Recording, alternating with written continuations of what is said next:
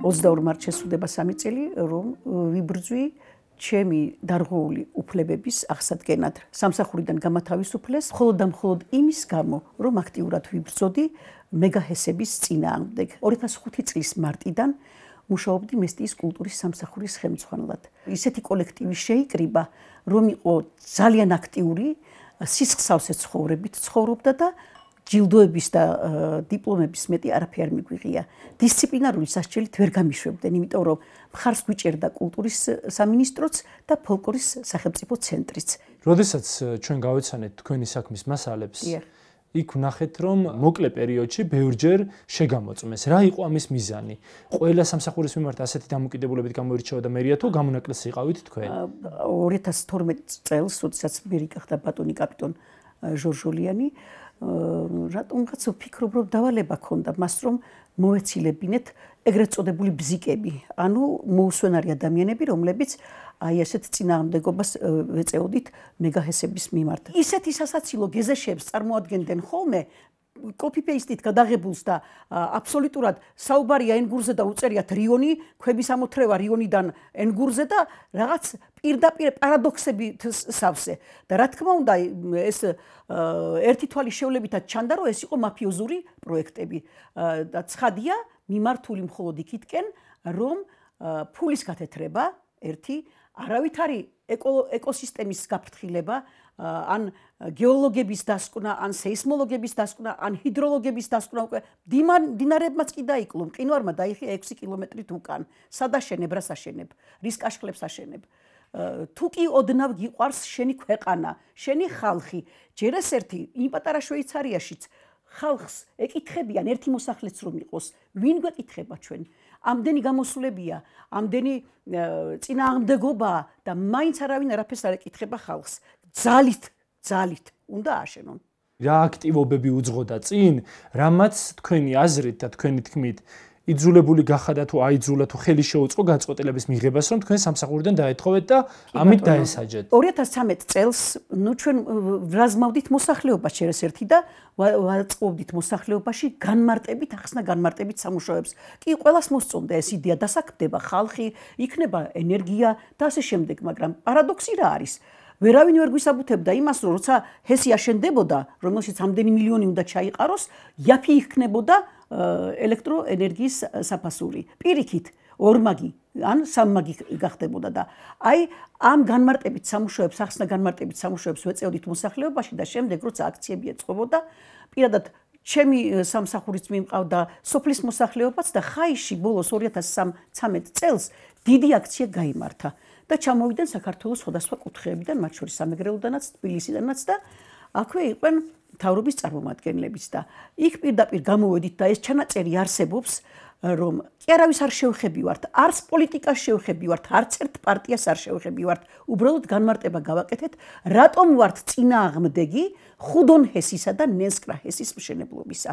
დასაბუთებული, ინტერნეტიდან ამოღებული, მეცნიერების მიერ დასაბუთებული ინფორმაცია მივაწოდეთ მოსახლეობას და იმ დღესვე გადაჭედილ დარბაზში, სკოლის დარბაზში, ჯერ ეზოში იყო ეს მიტინგი, მაგრამ მე სკოლის დარბაზში მესტიის რაიონის მერმა, ბატონმა კახა ჟორჟოლიანმა ჩემი არც დამინახა, იმდენად იყო გაბაზებული ჩემზე, რომ აი მოვა ეს ორშაბათსო სამსახურში და მეუჩვენებ მაგას სეირსო. და შეასრულა დღიდან 2013 წლიდან მე ვმუშაობდი მოღლის რეჟიმში, მოდიოდა აუდიტი წელიწადში 3 ჯერ, ჯერ ერთი რა დაფინანსება მქონდა და შერცვა ერთხელაც, კაცო და ფინანსები არაფერი არ აქვს, ხელფასების მეტიო და ამდენ საქმეს თუ აკეთებსო, მადლობას რატო არ ეუბნებითო? და ვერაფერი რომ ვერ დადო, მე მომთხოვა ყოველდღიური ანგარიშები. ყოველ კვირაში მე უნდა ჩამებარებინა ანგარიშები. რა იყო ამის მიზანი? ერთი რომ მათ მიაჩნიათ შეუთავსებლად იყოთ თან საბიუჯეტო სამსახურში ხელმძღვანელ პოზიციაზე და ამავე დროს კონდეთ მათგან განსხვავებული შეხედულებები, რომელსაც ღიად გამოხატავთ. თქვენი გათავისუფლება იყო მხოლოდ გათავისუფლება იმისთვის, რომ თქვენი დასჯა მომხდარიყო, თუ ეს იყო საჩვენებელი მაგალითი იმისთვისაც, რომ თქვენი გაშვებით სხვებისთვისაც მიეცათ სხვებშიც დაენერგათ შიშის განწყობა. აი ეს შიში. პირველ რიგში ეს მთელ საქართველოში ასე არ არის, მაგრამ ეს სამი ქალი, რომლებიც გაგვათავისუფლეს, თავიდან ასე აქტიურები იყვნენ, ესენი ეროვნული მოძრაობიდან მოვდივართ ყველა ერთად. მაშინ სულ ყმაწვილები ვიყავით სულ ყველა და მაია და მანანაკი, მაია კახიანი და მანანა საღლიანი ახლო მეგობრები იყვნენ ბატონ ზვიად გამსახურდიას და მერაბ კოსტავასი, ძალიან ახლო მეგობრები. მე მაშინ პატარა ბავშვები მყავდა და ისე არა, მაგრამ აქტიურად ვიყავით მეც ჩაბმული. და აი იქიდან გამოირჩენა აქტიურობით და შიში არაფრის არა გვაქვს. მით უმეტეს როცა ვიცით რომ მართლები ვართ. ჩვენ არ ვითხოვდით ჩვენ ფუფუნებას, არ ვითხოვთ განსაკუთრებულ დამოკიდებულებას, არ ვითხოვთ სასათბურე პირობებს, მით უმეტეს რომ კულტურის სამსახური ჩვენ ხელახლა შევქმნით, შენობაც კი ჩვენი ხელით გავარემონტეთ. როცა კარგ საქმეს აკეთებ, არ თვლი რომ სახში უნდა დაჯდე, მით უმეტეს აქტიური ხარ ბუნებით, გინდა რაღაცა კარგი გააკეთო, ახალგაზრდობისათვის რაღაცა მაგალითი დადო და რატო უნდა დავждე მეთქი სახში? მიზეზი იყო მხოლოდ და მხოლოდ ეს. ანუ ჩვენ ვიყავით გავმეორდები, ბზიკები მათთვის, ან არ ვაძლევდით მოსვენებას, როცა აი ამ უშიდით ხელს ფულის გათეთრებაში. მოდი ასე ვთქვათ. ეს არის დიდი მაფიოზური პროექტები, ეს მარტო რაიონის ხელმძღვანელობა კი არ არის აქ ჩართული. აქ ჩართულია საქართველოს წურბელების უყველა. ყველა წურბელა. საქმის მასალების მიხედვით თქვენი გათავისუფლება მოხდა რეორგანიზაციის მიზეზით. კი, მიზეზი ეს იყო, მოჩვენებითი მიზეზი. სხვათა შორის მარტო ჰესების წინააღმდეგ კი არა, ოქროს წარმოებაც დაიწყეს, უნდათ სწორედ საყდრისის გამეორება სოფელ იელიში. მაგრამ მადლობა, დიდი მადლობა რაიონის ახალგაზრდობას, ვენაცვალე ყველა იმ ახალგაზრდას, მთელი ახალგაზრდობა იქ დაეცა, რომ ის ჩინური კომპანია გაეძევებინათ. იმიტომ რომ ჩვენ ვერ დაუშვებდით იგივეს, რაც გააკეთეს საყდრისში და რასაც აკეთებენ ქართლში. მოწამული როა მთელი წყლები და ბუნება. ამას არ დაუშვებდით. თქვენი ქმედებები მომაბეზრებელი გახდა რა? რა თქმა უნდა, აბა წარმოიდგინეთ ახლა. კი ბატონო, რა თქმა უნდა, მომაბეზრებელი, მე ვიტყოდი მართლა მომაბეზრებელი, იმიტომ რომ ჩვენ ვიცოდით რაც მოგველოდა, მაგრამ მაინც ვაგრძელებდით იგივეს და მოიფიქრეს მე უკარნახეს რომ აბა ეხლა გააკეთეთ რეორგანიზაცია. ეს საწყალი ორგანიზაციები ხან შეაერთეს, ხან დაშალეს. ერთი ჩემ იქ ყოფნაში სამჯერ მოხდა რეორგანიზაცია თუ 4ჯერ, ხან შეაერთეს და ხან დაშალეს. მე დამხვდა მთლიანად გაერთიანებული, ჩავიბარე, მე დაშალეს, იმიტომ რომ ვიღაცების მომადლიერება უნდათ და დაშალეს, ცალ-ცალკე აიპებათ და შემდეგ უკვე როცა დასჭირდათ რომ მოვეცილებინეთ 3 აბეზარი ადამიანი, კვლავ შეაერთეს და როდის გაიგეთ პირველად რომ თქვენ IP-ს, თქვენ სამსახურს და კიდევ ორ სხვა ორგანიზაციას ეხებოდა რეორგანიზაცია, რომ საკრებულოს უკვე ჰქონდა თანხმობა მიცემული მუნიციპალიტეტის მერიისთვის რეორგანიზაციასთან დაკავშირებით და იყო თუ არა ყველაფერი სამართლებრივად წესრიგში. ანუ როდესაც მოხდა თქვენი გათავისუფლება, რეორგანიზაციის პროცესი ოფიციალურად იყო თუ არა უკვე დაწყებული და მათ შორის რეგისტრირებული იყო თუ არა საჯარო რეესტრში? არა, უბრალოდ წინადადება შეიტანა მერმა და მე დამირეკეს ჩუმა დეკემბრის თვე არის, ზუსტად მესტიაჭალას წინააღმდეგ დაიწყო აქტიური მოძრაობა და ღამის თევები, კარვების გაშლა იქ ყინვაში სიცივეში და აი სწორედ ხდება რომ ამას დაემთხვა რომ მერი შევიდა წინადადებით საკრებულოში, რომ მას სურდა ჩაეტარებინა რეორგანიზაცია ამ სამსახურების. ეს იყო დეკემბრის ბოლოს. 2017 წლის დეკემბრის ბოლოს დიახ და საკრებულო მისცა თანხმობა. საკრებულო დიახ. თქვენ როცა საკრებულოს სხდომაზე მიხვედით, რა მოისმინეთ, რა იყო რეორგანიზაციის მთავარი მიზანი, რასაც მერია განმარტავდა? რომ ეს სამივე სამსახური ერთი და იგივე მიზანს ემსახურება და სინამდვილეში სულ სხვადასხვა მუშაობის სფეროა, აბსოლუტურად განსხვავებული ერთმანეთისაგან და თანაც პირველი და თავარი რაც თქვეს, რომ ეკონომიის თვალსაზრისით, რომ არა აქვთ მათ იმდენი ხარჯები, რომ აი ამდენი, რა ქვია, პირდაპირ თქვეს, რომ პენსიონერები უყვებოთო და პენსიონები მას მერე გაიზარდა და ეხლა რო ჩახედოთ რაოდენობას კულტურის სამსახურში და საქმებულთა რაოდენობას, გაოცდებით ალბათ 18 კაცით გაიზარდა. ანუ იგივე ამ საქმის მასალებიდან ჩანს, რომ ამ სამივე IP-ში რეორგანიზაციამდე დასაქმებული იყო შტატით 96 ადამიანი, დიახ, გათავისუფლდა 4 და დარჩა 92. ვინ არის ეს 4? ვინ ხართ? მე ნარგის ნიგურიანი თქვენი მონამორჩილი, მანანა საღლიანი და მაია კახიანი, ზაზა ჩართოლანი. ეს 4-ვე მონაწილეობდით ამ ჰესების წინააღმდეგ გამართულ აქციებში აქტიურად? დიახ. მუდმივი წნეხის ქვეშ მუშაობა ეს არის უბედურება. ნაცვლად იმისა, რომ ხელს გიწყობდნენ და გიშლიან ხელს, როცა გინდა რომ ახალგაზრდებს აჩვენო რაიმე ნათელი წერტილები. აი ამისთვის ამაში გიშლიან ხელს.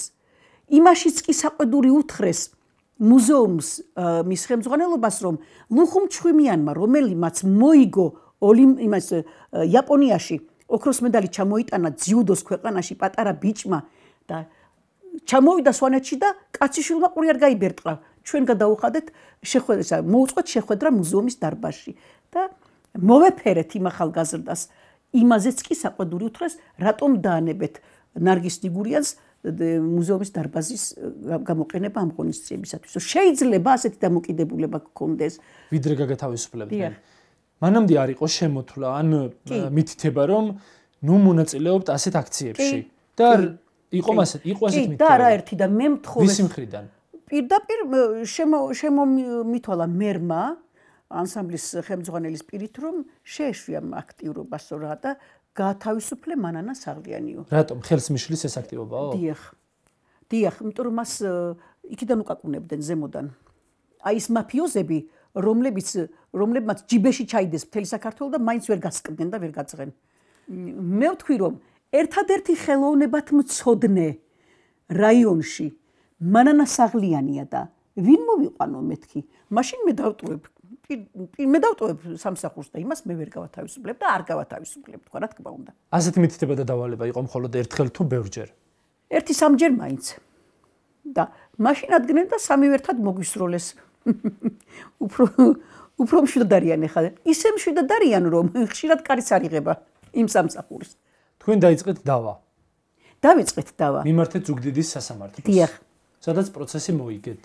ჩემთვის ყოველთვის აქვს ბრძოლას აზრი, მიუხედავად იმისა, რომ ვიცით რა ქვეყანაში ცხოვრობ და როგორი სამართალიც დაფრინავს ჩვენს ქვეყანაში, მაგრამ სასამართლომ გადაწყვიტა, რომ ესე იგი განაცდური აენაზღაურებინათ, მაგრამ ვერ დაგვაყოფილეს კიდე იმ ნაწილში, რომ სამსახურში აღდგენა მომხდარიყო, იმიტომ რომ თუმცა მოსამართლე მანუჩარ ცაცუა თავის გადაწყვეტილებაში პირდაპირ მიუთითებს, რომ მესტიის მერიამ ვერ დაასაბუთა რეორგანიზაციის მოტივით მოსარჩელითა გათავისუფლების საფუძველი და გათავისუფლების ბრძანებები ამიტომაც გააუქმა სასამართლომ. კი ბატონო. თქვენ გადაწყვეტილება გაასაჩივრეთ ქუთაისის სააპელაციო სასამართლოში. დიახ, გავასაჩივრეთ. და მოითხოვეთ მათ შორის სამსახურში აღდგენაც. დიახ, დავტოვეთ ის მუხლი, ახლა ჩვენ რო გითხრათ, რომ განსაკუთრებულად გვინდოდა ეგ და მოწადინებული ვიყავით ამისათვის, არა. მაგრამ რადგან დარჩა ესეთ დარჩა და კარგი მივენდეთ სასამართლოს. ქუთაისის სააპელაციო სასამართლომ საერთოდ გააუქმა ლაურა მიქავას, სიმონ ჩხაიძის და ინდირა მაშანეიშვილის შემადგენლობით მიუთითა, რომ ან გაიზიარა მესტიის მუნიციპალიტეტის პოზიცია და მიუთითა, რომ ერთი IP უფრო ეფექტურად და ეკონომიურად განახორციელებდა მუნიციპალიტეტის მიზანს დასახულ მიზნებს და შესაბამისად მოცემული სახით რეორგანიზაცია არ იყო ფორმალური, რასაც ზუგდიდის სასამართლო ამტკიცებდა.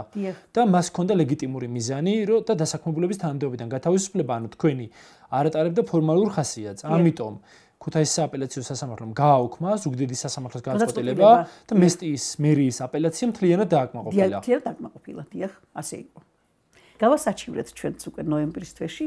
მიმართეთ უზენაეს სასამართლოს, მადლობა მათ. განიხილეს თუ როგორც ვიცი, ადვოკატის მეშვეობით გავიგე, რომ მათმა ისე უკან დაუბრუნეს, ძალიან აღნიშნეს თურმე, რომ ძალიან დიდი ხარვეზებით იყო საქმე განხილული და ქუთაისის სააპელაციო სასამართლოში და დაუბრუნეს თავიანთი შეცდომების გამოსასწორებლად. ანუ მთლიანი გადაწყვეტილება, როგორც ჩვენ გავიარეთ, ადვოკატთან კონსულტაცია გააუქმეს და დააბრუნეს ახალი გადაწყვეტილების მისაღებად. დიახ.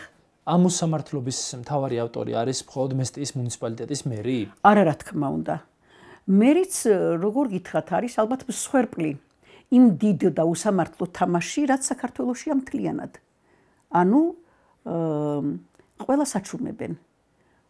და ჩვენ ვიცით უკვე რაც ხდება იმაში, საქართველოში და მით უმეტეს სასამართლოებში რაც ხდება, ხომ ვიცით. ყველგან არის დაშინების პოლიტიკა.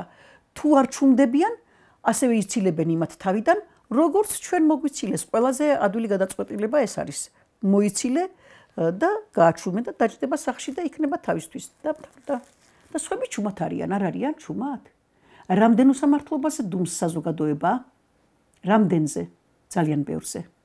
იცით რა, ერთხელ მოვედით და ერთხელ წავალთ. ბრძოლა თუ არის? ან უნდა გამარჯვებული გამოხვიდე, ან უნდა დაეცე ბრძოლის ველზე. წაგებული არ უნდა დარჩე. მაგაც უნდათ რომ ერი დარჩეს დაჩოქილი და წაგებული, მაგრამ მაგი არ იქნება. ჩვენ არ გავჩუმდებით. არ გავჩუმდებით.